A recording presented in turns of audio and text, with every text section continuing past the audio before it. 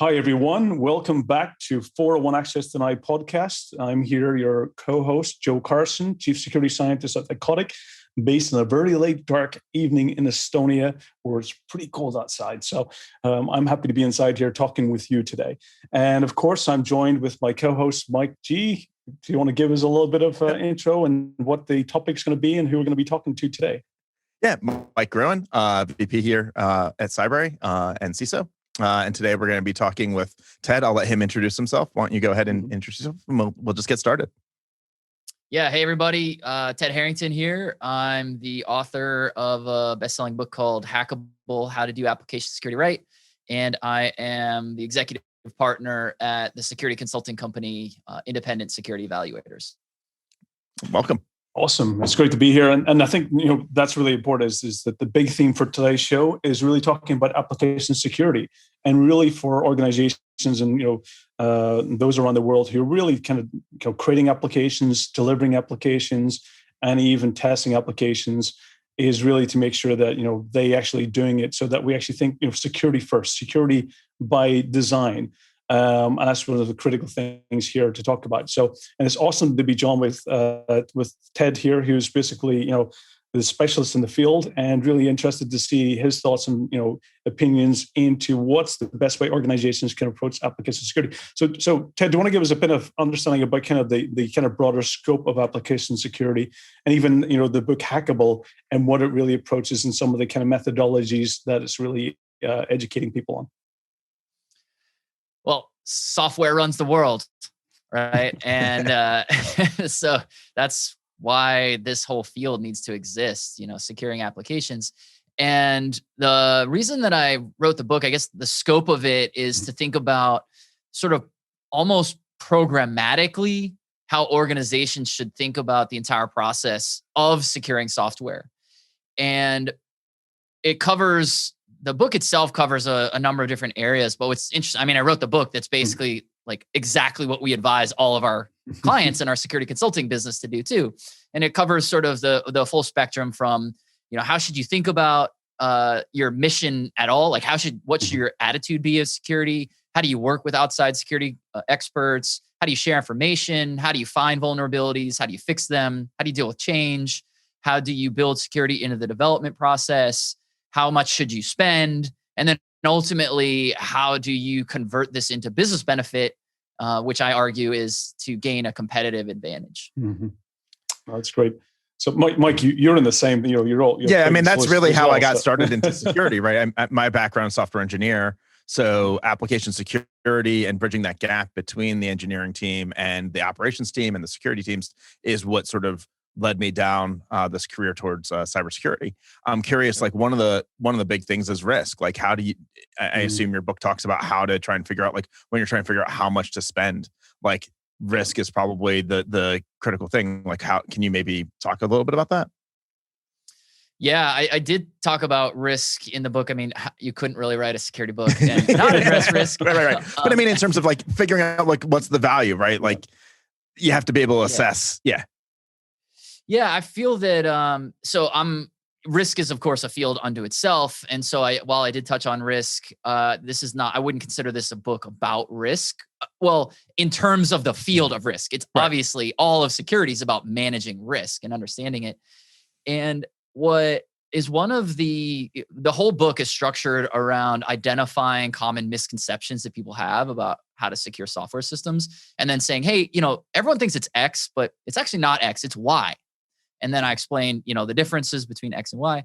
And one of the sort of, I guess, common misconceptions that people sort of think about with risk, because so many approaches are really not tailored to the system in particular. So for example, most approaches that are largely just vulnerability scanning, the output of those tools really isn't customized or calibrated to that particular organization's threat model.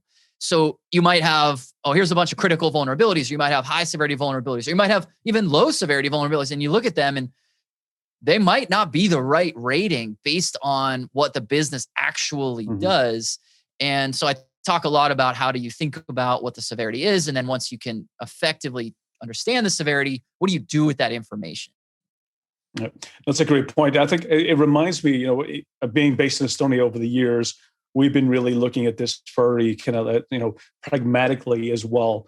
And one of the things I learned was that in Estonia, there was a transition. It was around in 2007 to 2010, where the government was really kind of going through their strategy about how they're doing security. And this, of course, is the post 2007 nation state attack that Estonia had. And they're really looking about how can they strengthen their actually services and systems and software and applications that they deliver. Because in Estonia, we deliver a lot of things through digitalization, whether it being voting or tax or online banking. And a lot of those applications, they want to make sure that they had security by design. And one of the fundamental things was that a lot of organizations, that was a phase when they were going through the software-defined network and looking at about delivering software and what was the software being delivered. But Estonia took it from a very different approach. They realized that it's not about delivering the software itself. It's about what services that software or these multiple applications providing together. And they looked at it from a service-defined network and thinking about, and then what is the cost of that service once unavailable? And that was ultimately kind of where they made this transition to looking and making a risk approach, rather than saying, if this application A is unavailable, it was very hard to justify the tangible cost of that. But if you have a service approach, which has been supported by these multiple applications, they can start looking at it from the actual cost of downtime. If this system wasn't available for a day or an hour or a week, whatever it might be, they were able to then justify those costs. And ultimately, going to Mike's point, Ryan, then they can actually come up with what do they want to invest to reduce the risk. And it reminds me, a few years ago, I did a penetration test in a power station. And ultimately, I did the same thing like other security consultants did at the time, is I went back and I provided all of the fear, all the vulnerabilities, and all of the risks. And then we presented it to the board, and the board said, well, thank you. Great presentation, really scared us. We're frightened. We're afraid to go and look at our emails at home tonight.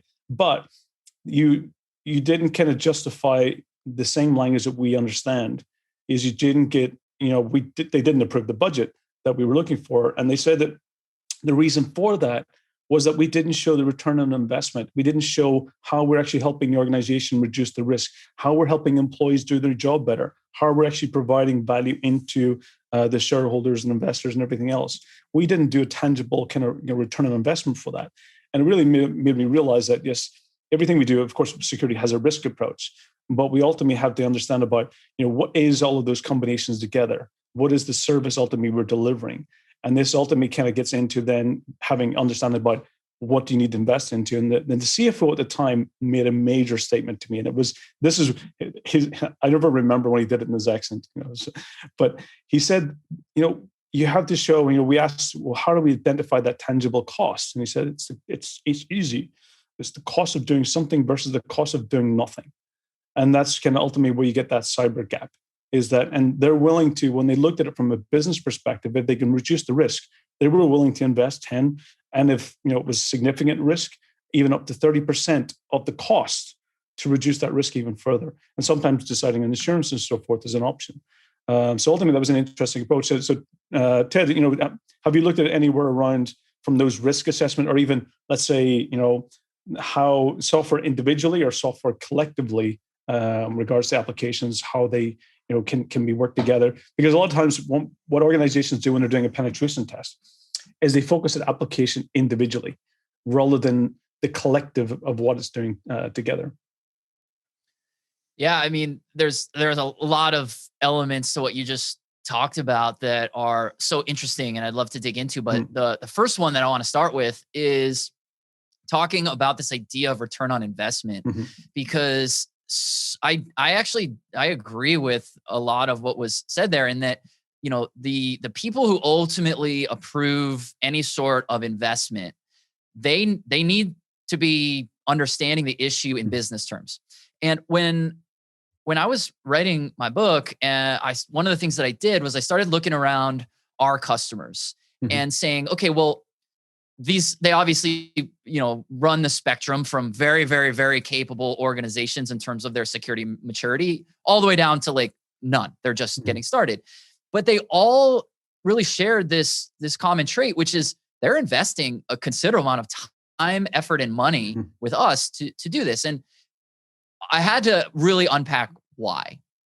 And the obvious statement across the board is security matters to all of them. It reflects their core values. It's just part of their mission. So like that sort of goes without saying, but let's be honest, we live in a capitalist world. That alone isn't sufficient to justify an investment. Just like the right thing to do isn't always the thing that the business is going to do. But the other thing that really became apparent as I was thinking about is every single one of these companies, maybe I shouldn't make a general statement, but almost all of them were looking at security as something that would help them obtain a competitive advantage. Because if we think about it from the viewpoint of the enterprise buyer, right? Not everyone, but most people who are building software in the business to business space are trying to sell it to an enterprise eventually. And those enterprise buyers have really high expectations of security, very different from what a consumer cares about. But an enterprise buyer absolutely is expecting the software they buy to be secure.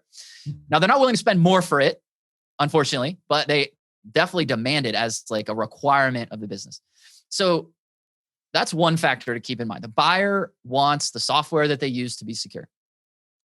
Most organizations that are commercializing software struggle to actually secure it and struggle even more to prove it. Like the ability to communicate is really difficult.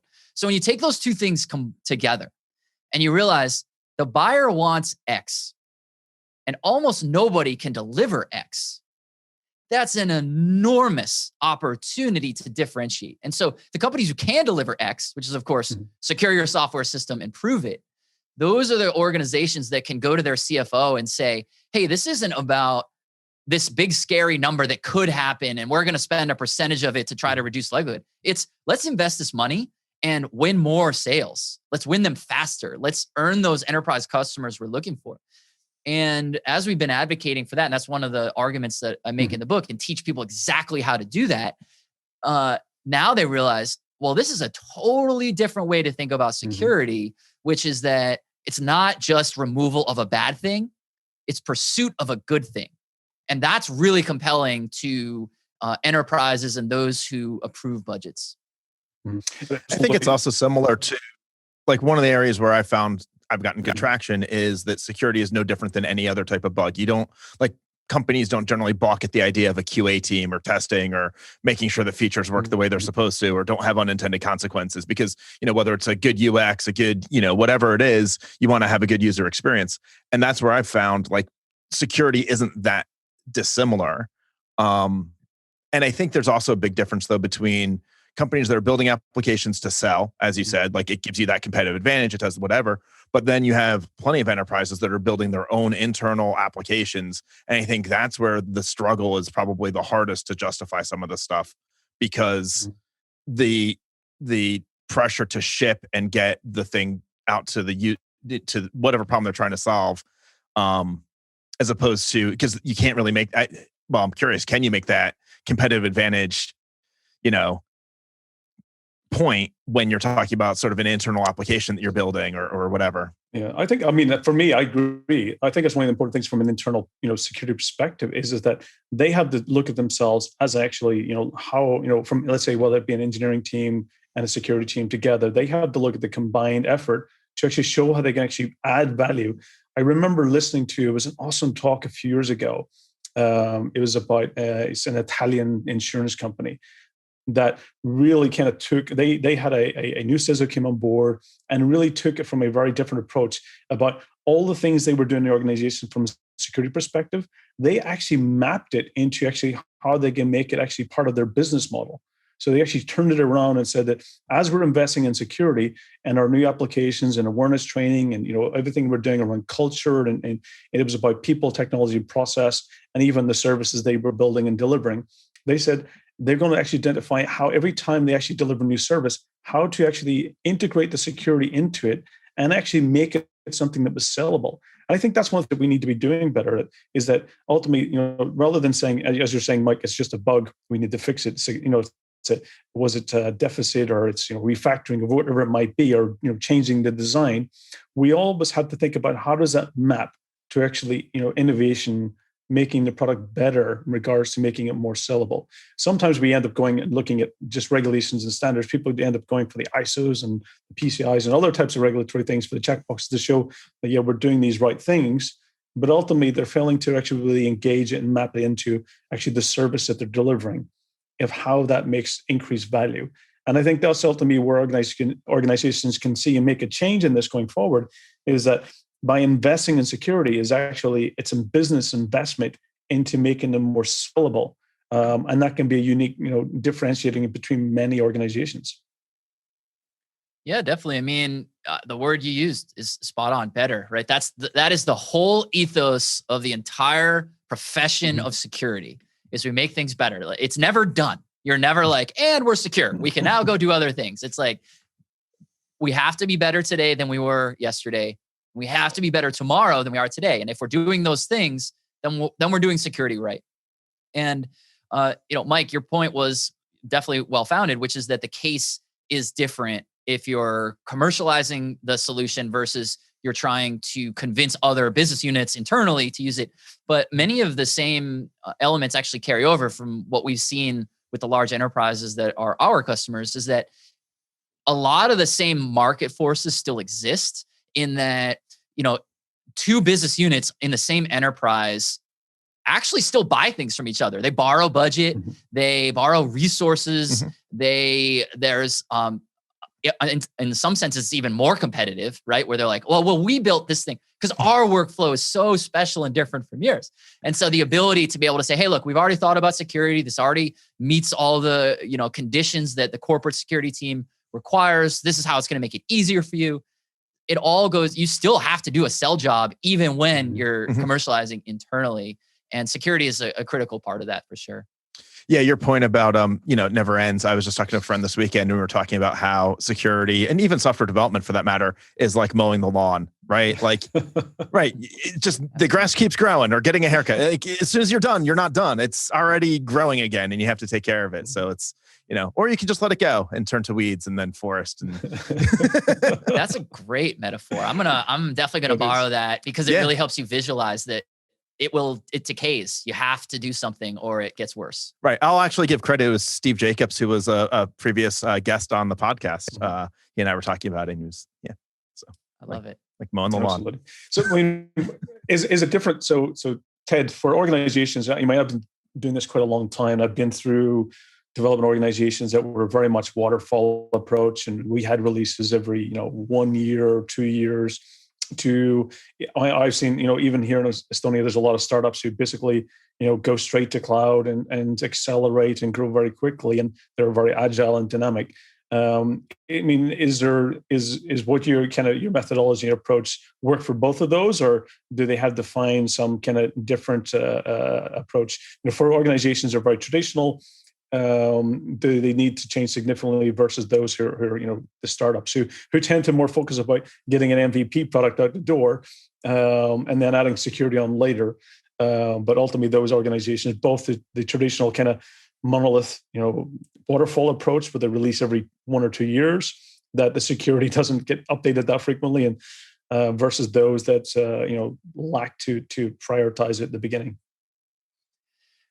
What I love about this question is how polarizing it is. Everyone who just listened to you ask that question is going to fall in one of those camps. And they're going to be like, waterfall's the best, screw agile. And agile people are going to be like, screw waterfall, agile's the best. And then there's someone else being like, but what about? And everyone continuous delivery, which is what we do here, because agile is not as agile as you think. No, it's not. Exactly. And then, in a year, there's going to be another methodology. And so when I was thinking about how to answer that exact question as I was writing these ideas down, and again, looking at all of the companies that we're fortunate to serve and how do they deal with it? What are their struggles and how do they overcome them? And if you really simplify it, and we sort of step back from what we're talking about here and get away from the specifics of how the methodologies actually work, we realize the fundamental principles are the same. Now, how you go about those principles obviously is different. Agile, waterfall, they're really, really different methodologies, but the fundamentals are the same, right? You identify a problem, you set the requirements for what you're going to do in order to solve that problem. Then you figure out how you're going to solve it. Then you go build the solution of the problem, and then you go implement and maintain it. So whether you do that on the whole system or you do that on a user story, those steps are the same. And each of those steps has a security step to it as well. And that's really the big thing that people need to take away from it. It almost doesn't matter what your methodology. I mean, it matters because how you implement it matters.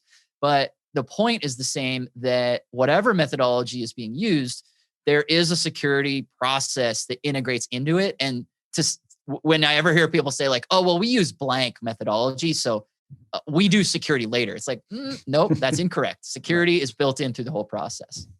Yeah, I would agree. I think the bit when it comes to those methodologies, really the difference has more to do with the release strategy or the deployment strategy, the frequency, or how, if you are doing, quarterly releases or annual releases, how do you deal with something that's needs to be released more, has a more pressing need versus continuous delivery, where as soon as it's done, we get it out the door. Not to say that one's better than the other, but I think that's where the implications are. It's not in the, as you said, it's not in the when do we do security or when do we think about security. It's more of the like, okay, if this is how we're delivering our solution, what's the implication for that? And from a security perspective. Yeah, I think one of the things. So Ted, based on both those things, I think those are fantastic points that about no matter what methodology you're using, that you need to build the security into that entire process, irrespective of waterfall or agile.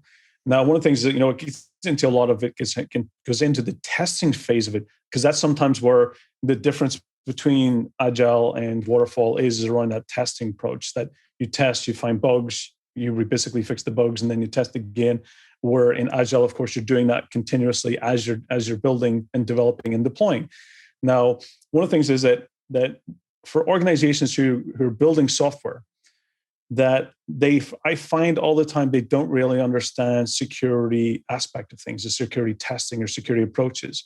I've had organizations come to me or building startups or building software and say, I want to do a red team assessment, or I want to do a vulnerability assessment, or I want to do a pen test.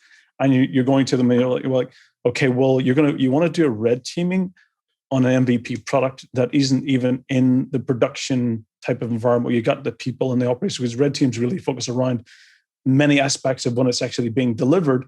You can't really do a red team on a product that's not actually, being actually delivered in production, used by the people who's going to be using it and operating it.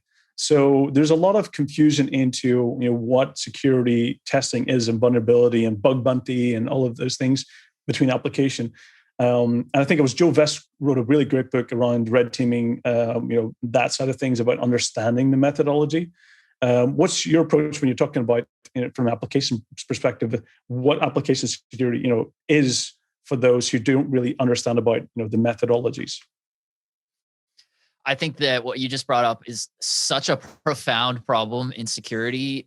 Like the idea that people don't always even understand the terms that are being used, and like, why is that an issue? And it's such a big problem. I dedicated an entire chapter in my book to that problem, actually. And the way it plays out in real life, I mean, in our business, we're security consultants and people hire us to test their systems. So almost every day, someone asks me, hey, can you help us with penetration testing? And my answer is always, maybe. What do you want to achieve? Like, that's really the question that matters. What do you want to achieve? Because the practical reality that I've seen in the world that's really troubling is that you have these conditions, right? Most people, when they want to test their system, they typically ask for penetration testing. Sometimes they ask for red teaming, which is yet another thing that is something different. But they usually ask for penetration testing. But then what they're usually sold is something else, which is vulnerability scanning. Like if you Google right now, penetration testing, like 85, maybe 95% of the results you're going to get are scanned-based approaches. But what people really need is a third thing, is something else altogether, which is vulnerability assessments. And the sort of metaphor that I think of, how do we differentiate what these three things are, is I like to use cars as a metaphor for this one. So penetration testing is like when the automotive maker wants to see how does the vehicle perform in a crash scenario. So they literally crash the car against the wall. And that's kind of like penetration testing. You take a real world scenario, you emulate it, but it's really only works for a system that's already been through a lot of testing. And it tests for like a really specific set of criteria. It's not a holistic approach. It's just like, hey, we want to see in this situation what happens. And then it gives you a binary outcome, like the passenger did or did not survive. So that's kind of what penetration testing is like. And that's badass. But what people are mostly sold is vulnerability scanning, which is more like when the check engine light comes on in your car and you go to the oil change and they like stick the little device in and it's like, oh, here's a code of what the problem is. And here's how we turn off the check engine light. It's very easy and quick and inexpensive to do, which is what vulnerability scanning is also like, but it's really different. Like the crash testing a car and the scan of the diagnostic scan, they're really different. And yet what people mostly need is they're getting testing because they want to understand the system holistically. They want to understand the severity of the issues. They want to fix the issues and they want to verify that the fixes worked. And so that's really much more like the entire process of automotive safety engineering, which basically says, okay, here's how the seatbelts work with the head restraints, with the airbags, with the side impact beams. How does it all work together? And how do we make sure that the passenger is more likely to survive in the event of a collision? And so those three things are really different outcomes, really different investments of time, money, and resources. And my advocacy is instead of, while I wish everyone used the right terms, I think it's at this point like a lost battle where like no one's ever going to use the right term to describe security testing ever.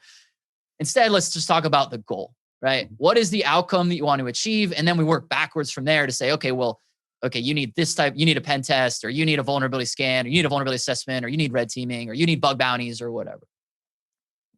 Yeah, no, I absolutely agree. And that's something that, we get frustrated all the time. I think we did a show, was it a few months ago, which was on basically buzzword bingo, which is about all the terms that we hear in the industry that are created from, basically emphasis of marketing, just trying to respin something that we've already been doing for many years. So hopefully we'll get away from that. And I agree, it should be focused around what is the intention of the goal. And that's really understanding about what you're trying to achieve and having some type of scoping discussion and understanding about what is their business, because many are different, very different, and don't have, the same types of methods or structures. So you can't just take one method and apply it to everyone. You have to understand about what it's going to be used. Another question I've got for you, Ted, is around, a lot of the newer ways of developing applications are using a lot of modular approaches, meaning that they've got a lot of dependencies and a lot of third-party components and maybe even shared cloud resources.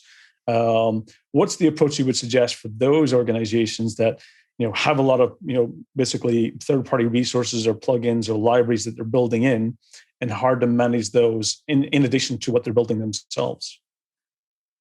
Yeah, that's definitely an inherent issue with pretty much any software system that's getting built today. There's going to be dependencies. And the likelihood that any organization will be successul in getting that third party to participate in any sort of white box testing is like, good luck. You're going to call some company that you do business with, be like, we would like to look at your source code. They're like, yeah, how about shut up? It's just not going to happen. So what organizations need to do is they need to understand where those dependencies lie. They need to account for that in part of their threat model. And then ultimately you defend against it with defense in depth. And so that's assuming that these shared components might themselves ultimately be the source of a security breach.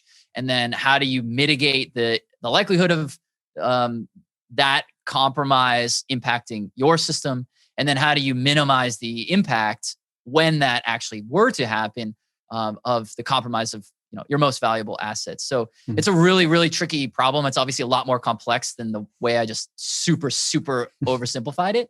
No, it's really just that easy. As someone who oversees all, it's just that easy. Just do it. I don't understand. Right. Just do it. But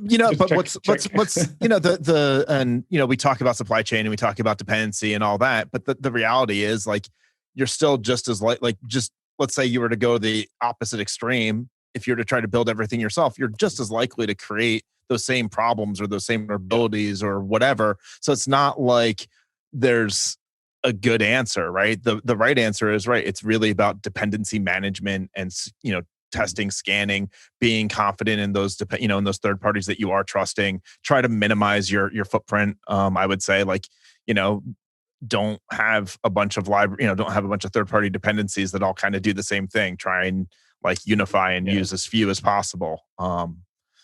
those are the that's sort of our approach. I'm curious what your thoughts are on that.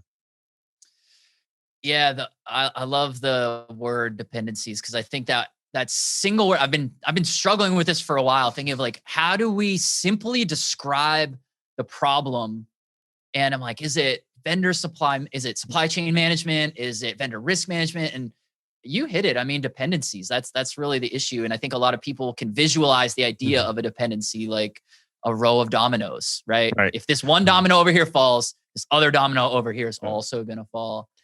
And or like, I think of it in terms of like a construction, like a building, a high rise or a skyscraper, right? Like we're not going to source the steel ourselves. We're going to, all the different components that go into it. We're going to trust these various manufacturers. And then, maybe we're not responsible for the whole building. Maybe we're only responsible for the top floor or the middle floor. And so we're just, we're also responsible for all of the guys below us having done their job, and all of the people, on top of us, that we don't get crushed under their weight, stuff like that. Yeah, I think the construction and building metaphors are really powerful for security because they're so well representative. Like you have to have a strong foundation and all these pieces work together, and different experts do different things. Like you wouldn't hire the general contractor to do the demolition of the building because those are, although they're related, those are different types of expertise.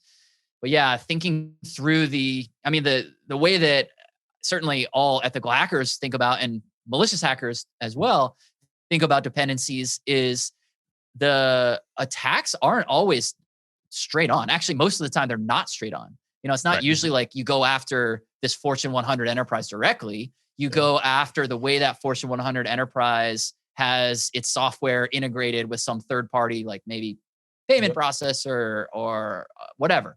And those are called stepping stone attacks, where you compromise one in order to get to another. And that's definitely one of the big challenges. And we're always looking at how can you, even if you're not even talking about dependencies, but even within any attack scenario, what we're always looking at is how can you chain exploits? Because oftentimes two things, one might even have no significant severity to it at all. Another might be like medium, but then you combine them and it's like, oh, well, that's system-wide compromise if those two things happen together. Yeah, I think that reminds me, when you talk about dependencies, especially enterprises that are maybe using things that they've developed and then they're sort of reusing them in other places. Like one of the, I think back to my first job, and I remember sitting around a room and we're talking about, we needed to deploy a feature. We want to get it done relatively quickly. And everybody's like, well, there's this other component that we could use that kind of does what we kind of want, but not exactly, but we think we could use in this context. And I remember one of the engineers saying like, I can't put my finger on it, but I think this is a terrible idea. But nobody really knew. And they were like, all right, whatever. And so we got it out there. And then, and it turned out, it wasn't a security problem, but it did create a database deadlocking issue, because these two components, like what this component where it was designed was in a completely different set of, like libraries and part of the application, where we always locked A and then B, whereas in the place it was being used, we always locked B and then A. So we created this like database deadlock. It took us 6 months to find because it was random and, whatever. But that's the type of stuff that I think happens when, from a security perspective, that could have just as easily been a vulnerability where the system was designed to handle this stuff and we feel good about it. And then it's like, okay, we're going to use it over here now.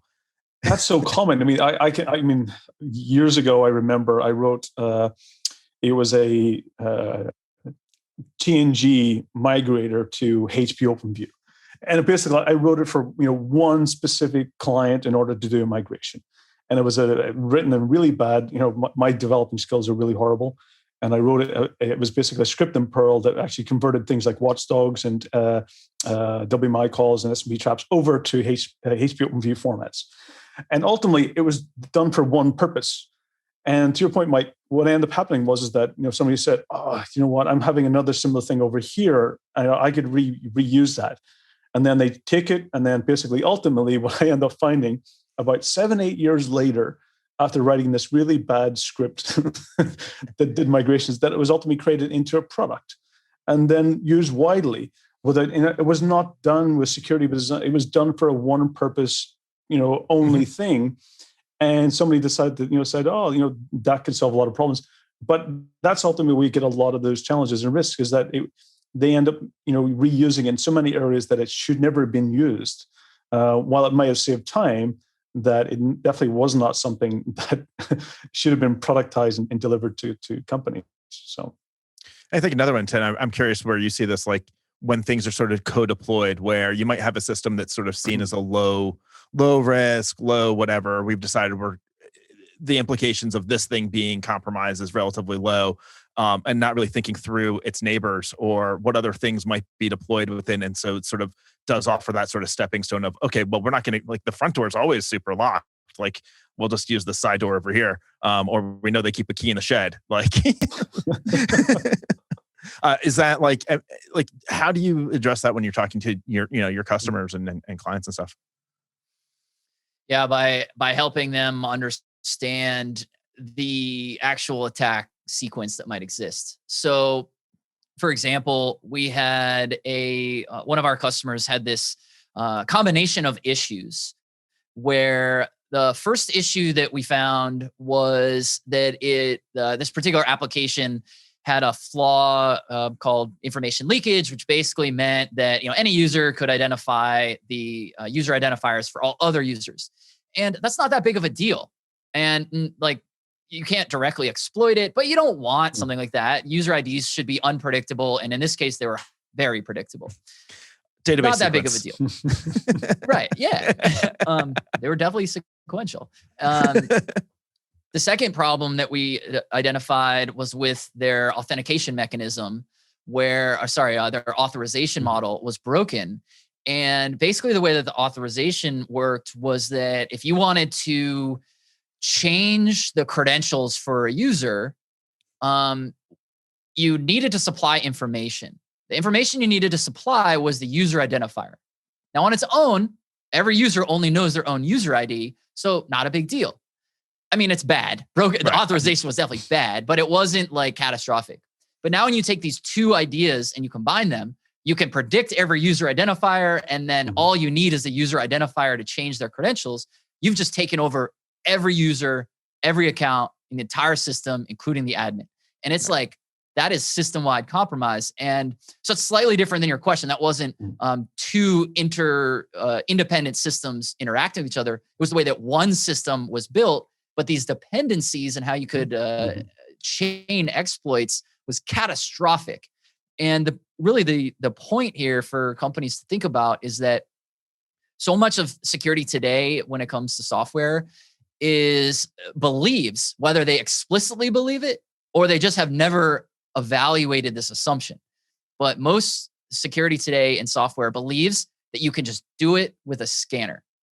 You can just push a button, the problem is solved. But stories like what I just told, you can only find stuff like that manually. Like, you need to find these issues, and you need to be a human who says, well, how do these pieces fit together? And that's really one of the big challenges that I'm trying to advocate that companies need to think differently about. Yeah, they need to think of how things work together. Going back to the experience I have with this, that whole service mapping piece of how does everything work together and what's the ultimate outcome that's delivering. Question. One of the big terms with the buzzword bingo side of things we've heard, of course, is Devsecops. What's your thoughts around that methodology where you're actually moving where it used to be? If you look at the OWASP top 10, it was all about, doing the analysis and assessment based on those, different security controls and security risks against applications. Now, basically, it's getting into these more proactive controls where it's now thinking about, well, let's move it into the development process. Is that something you think is going to work or going to improve things, or it's developers who are not, thinking about security are now having to do security? What's your thoughts around that? I think it's a positive step, right? Anytime that we're saying, hey, let's adapt and evolve, and let's make security part of that adaptation. That's like in a nutshell, hell yeah. I love the thinking around that. Now, whether or not DevSecOps is forever going to be the solution, I don't know. We'll see. I think it's a cool approach. I think that there is, with any change like this, or evolution, to say, not necessarily change, but with any evolution, there is the risk that some percentage of the population will say, oh, this new thing solves 100% of my problems. And that's the risk that I see, is people thinking like, oh, this shiny new thing, and I don't have to worry about it anymore. And that's definitely not going to be the case. But I do think that it's a cool step. in the right direction. We talk a lot about this both internally with some of the things that we're doing, as well as with our customers.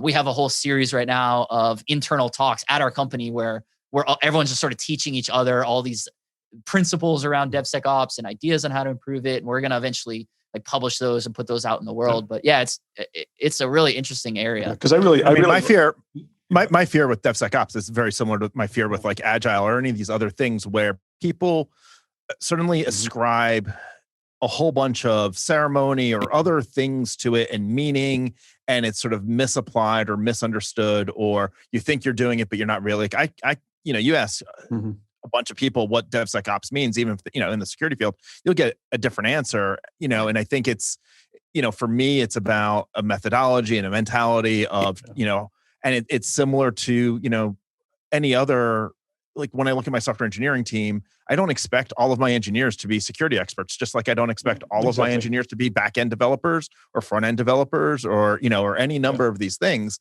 And it's just about having the right team or testing or QA.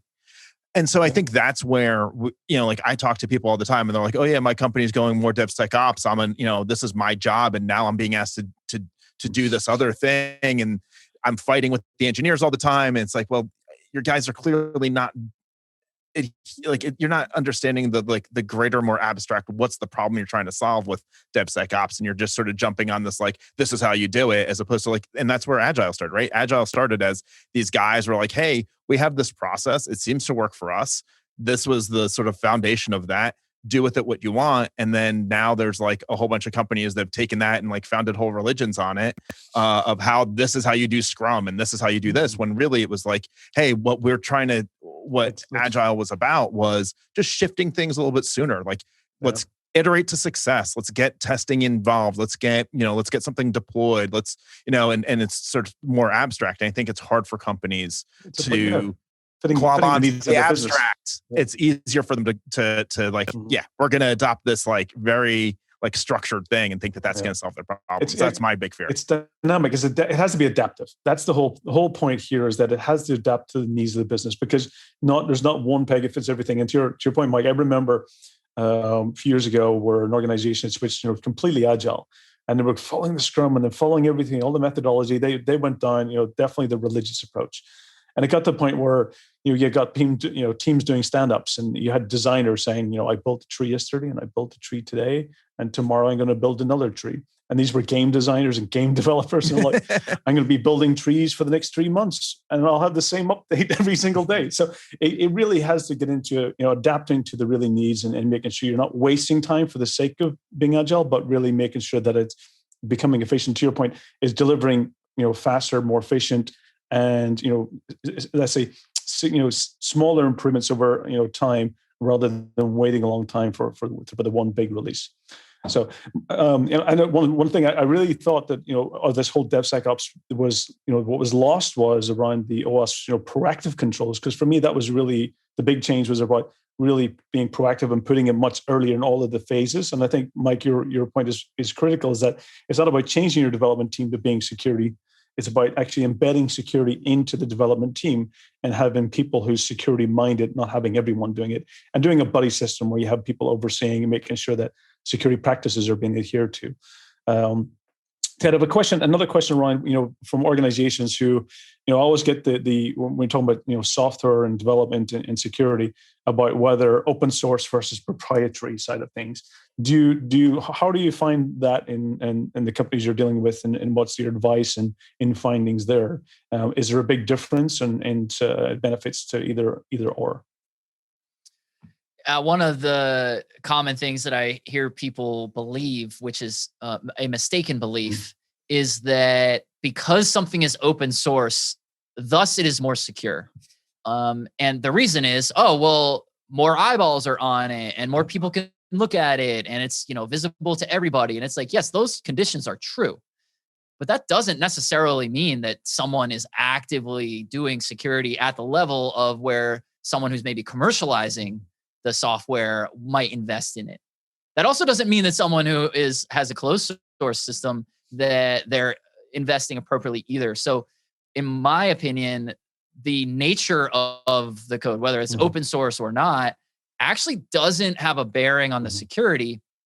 But I do believe that the way that it practically plays out is you're more likely to see the proper investment of security if it's not open source, because when it's open source, people feel attached to it because they're contributing to this greater good, but they're not necessarily going to invest appropriately or on the right cadence. I mean, also, who wants to stop someone from putting something malicious in there and all these kinds of things. So I think it's really an independent question that it's good that you're asking it, because they really do need to be broken apart. Yeah, I agree. So, Mike, what's your thoughts? Have you had any? Yeah, no, I mean, I think, right. I think Ted nailed it. Like, there's not one, neither of those is inherently better or worse. Is there security, like for certain open source projects, there are security people attached, right? And it goes through a lot of review, and it's a lot harder to do. For others, it's a little looser, right? And I think same thing on closed proprietary systems. How many people just do security through obscurity? And you know what? There's something to be said for security through obscurity. It's obscure. It's hard to know how this is going to work, and so there is it's one of the layers of depth. So no, I think you're absolutely right. I do want to say though, just jumping real quickly back to Devsecops, because I know we're talking about application security, but one of the things about Devsecops I think gets overlooked a lot is that it's also infrastructure as code. It's how all of the other side also benefits from software engineering best practices being applied to how we deploy. So when I think about it, the benefits aren't just about embedding security people into software application teams so that the security people can teach application security. It's also so that those security people who are also doing operations, and those operations people who are doing operations, like, are also learning the best practices from software engineering. How do we do code reviews? How do we treat infrastructure as code? Everything is virtual these days, and so I think it's more than just a one-way thing. It's this bi-directional. Everybody benefits from it, and if you attack it from that perspective, you get a much better result, because then everybody feels like they're contributing and everybody's helping each other, as opposed to creating this like one way, like, oh, the security guys are here just to educate the application developers, right? Rather than building up the silos. But anyway, so I just wanted to bring that up, but I'm happy to jump back onto the on the closed source versus open source. Yeah, but expanding on that, that's another good question, Mike, that you bring up is around. So Ted, one of the things that my background is all around virtualization and containerization, and doing things in modular approach, and doing microservices. Do you think that's a better way going forward, especially when you're doing application security, is when you're building everything in smaller modules, and that when you do run into a problem or you do run into an issue, that it's much you just need to swap out that one module or fix the one piece. What's your thoughts around virtualization, containerization, and those things? Is there a benefit to security doing that way? There are benefits, undeniably. I mean, you just rattled off several of them for sure.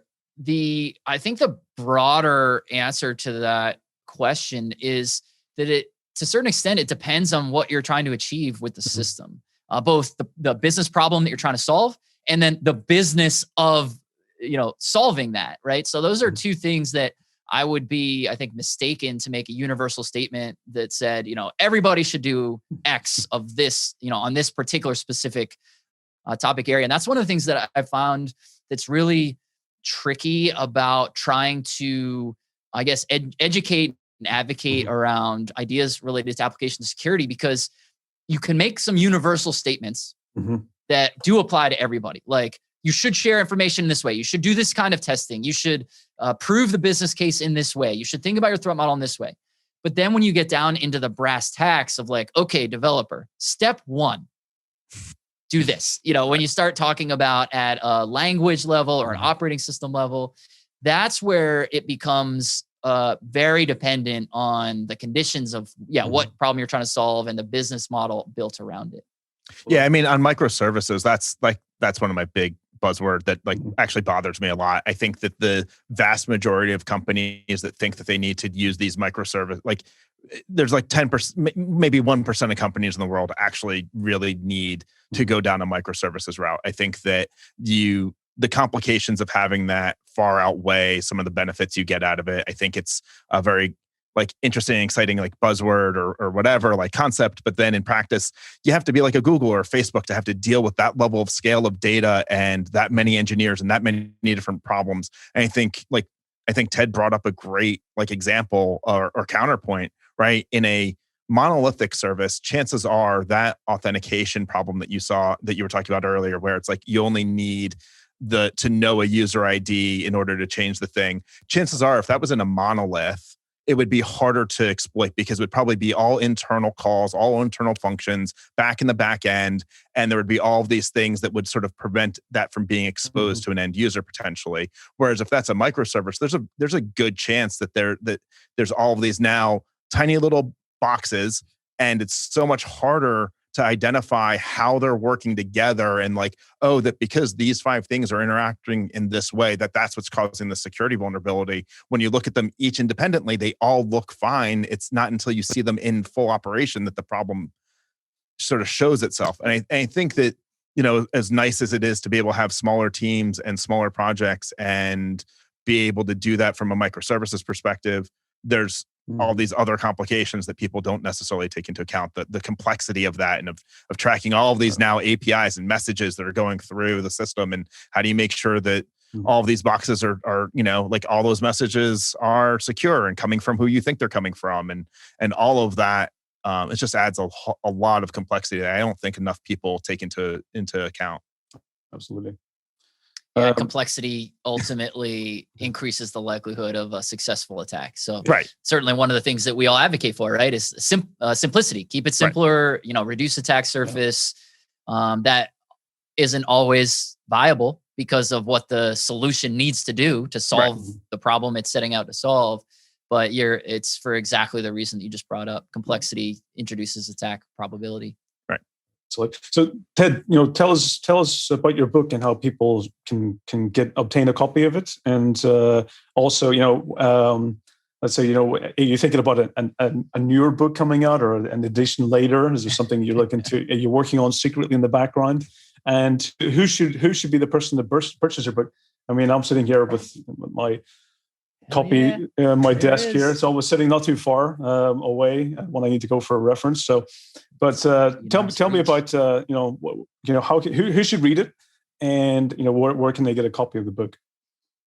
Yeah, so I wrote the book for basically 3 audiences. The first is what I kind of lumped together as technical leadership. CISOs, CTOs, VPs of engineering, whoever it is that's ultimately at the other end of the pointed finger when someone says, you're responsible for the security of this thing. So that's the first audience. The second audience is software developers. And then the third audience is security professionals. So it really serves all 3 of those audiences. And where you can learn, you can buy it on Amazon if you want. If you wanted to learn more about the book itself, or if you need to even get a hold of me, or you need to, touch base to ask questions about security testing and how I might be able to help you with that. Everything, you can find all that at hackablebook.com is the website for the book. And as far as another book, it's funny. I only just wrote this one, and I get that question every day. And I ask myself that question every day. There might be another. There's probably another book in me, but I haven't committed to one yet. Well, just horror stories, I think, would be good. Always happy to be a reviewer. That's. Hey, I might take you up on that. But it's been awesome chatting with you. It's awesome having you on the show. Really, hopefully, I get to see you to some point this year or later, whenever things come back to whenever travel starts again. It's now been officially over a year where I've actually been in Estonia without traveling. It's my longest period in Estonia. So I'm looking forward to when things start to open up a bit more, and hopefully catch you at some point this year at an event, and yourself, Mike, as well, when I get hopefully to DC. Yep. So for the audience, Ted, it's been fantastic. Hopefully this has been valuable for the audience. Mike, any final thoughts or words? No, definitely enjoyed the conversation. Look forward to reading your book. I probably should have read it before this, but I'm bad like that. But yeah, it was definitely a pleasure. I enjoyed every moment. Thanks for joining us. Ted, is there an audio version? Is there an audio version yet? It's in the works. That's a great tee up question. It will be out. I don't have the exact date, but it's in production right now, and I want to say it's going to be somewhere in April. Okay. Audio are you looking forward to that? Are you doing the voice, or is it? I opted to hire a professional voice actor, and that was actually a really difficult conversation because, I'm listening to all these auditions and I'm like, he's not saying it the exact way that I would say it. And so I asked a bunch of people for advice on that. And it was a good humbling moment because, they're like, Ted, you're the only person who's ever going to read this book the way that you hear it. Yes. So, make it so that the person who's going to listen to this is going to be able to consume the ideas you're trying to help them with. And so I was like, okay, well, that is great advice. So I got this, amazing voice actor who's like super baritone, and you just want to fall asleep listening to him talk about like the nutrition label. Like, he's just amazing. So the other thing is, keep in mind that most people like me listen to it at 2x speed anyway. So intonation and the rest of it don't really matter. We're just trying to consume the information. I'm not 2x speed yet. I'm more like a 1.25. No, I usually go double. But absolutely, Ted, it's been awesome having you on the show. And again, great chatting with you. And, for the audience, I hope this has been, enjoyable. Again, application security, as Ted mentioned, software runs the world today. So if you're not doing application security, let's make sure you're thinking about and prioritizing it. So again, this is 401 Access Denied, your award-winning podcast. And it's a pleasure, serving you again, and look forward to sharing our thoughts and ideas every 2 weeks. Tune in. And if you missed previous episodes, go and subscribe and listen to the previous episodes. I'm pretty sure you'll have fun. So thank you. It's been awesome, and stay safe and take care. Bye.